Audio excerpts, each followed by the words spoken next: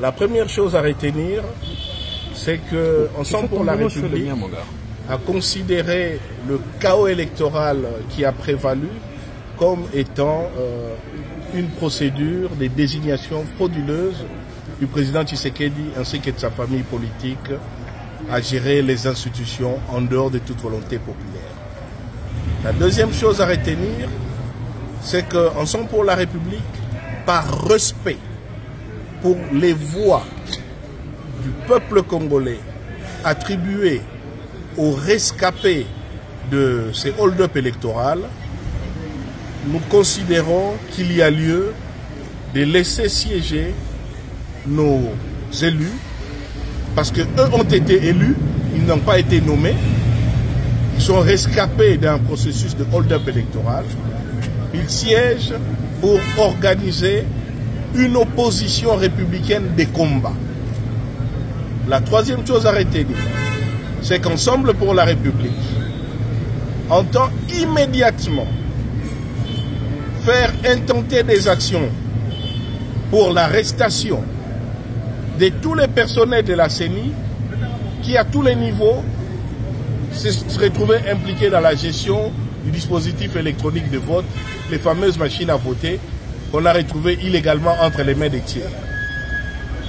De la même manière, Ensemble pour la République est en train d'exiger aussi, ça c'est extrêmement important, la clarté sur les contrats qui ont lié Mirou System, qui au regard des sommes importantes de la République mises à sa disposition lors de l'appel d'offres, nous a donné un travail désastreux.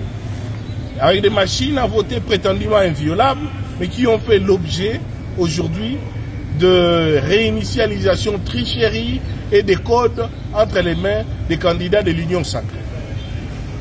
En plus, la production des cartes d'électeurs de Mirou System a été totalement désastreuse, avec des cartes de qualité totalement inacceptable et dont les écrits s'effacent.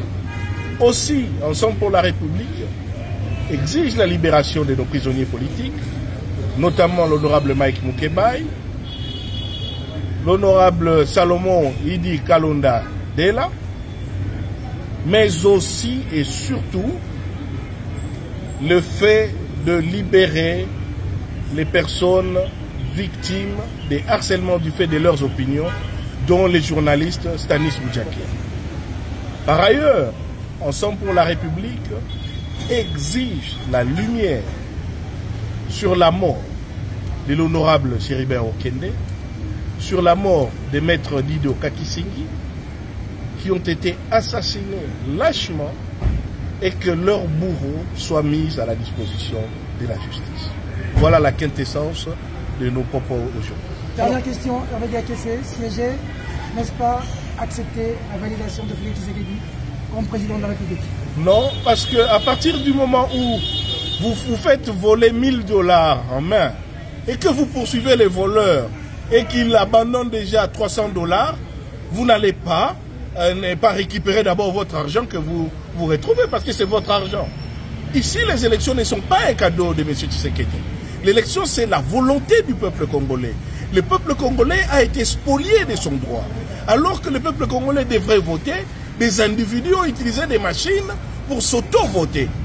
Et nos rescapés à nous sont des gens que le peuple a élus et qu'il était très difficile d'effacer du système de la fraude. Voilà pourquoi ils sont des rescapés. Et donc, nous sommes propriétaires de nos voix. Ce n'est ni la CENI, ni M. Tshisekedi, ni qui que ce soit. Ce sont nos voix et nous avons décidé, par respect pour notre peuple, d'aller siéger, mais y mener une opposition républicaine de combat. Alors,